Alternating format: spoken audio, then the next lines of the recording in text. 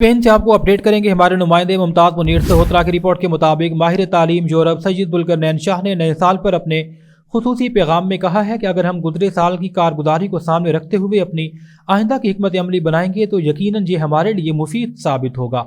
कितना अच्छा हो कि हम नए साल का आगाज़ शोर शराबी और फायरिंग के बजाय संजीदा गौर व फिक्र से करें। हम मुसलमान हैं और हमारा सबसे बड़ा ताल्लुक अपने रब के साथ है। क्यों ना हम नए साल का आगाज़ इस सोच के साथ करें कि ताल्लुकात को किस तरह बेहतर बनाना है। बिस्मिल्लाहिर्रहमानिर्रहीम। नया साल 2025 की पूरी कौम को मेरी तरफ से दिली मुबारकबाद कि ये जो साल 2025 आ रहा है इसमें मेरी दुआ है अल्लाह ताला से कि वो अपने प्यारे नबी के सदके हजरत मोहम्मद सल्लल्लाहु अलैहि वसल्लम के सदके पाकिस्तान में खुशहाली लाए, पाकिस्तान में सही जमहूरियत आए, पाकिस्तान में कानून बाला हो।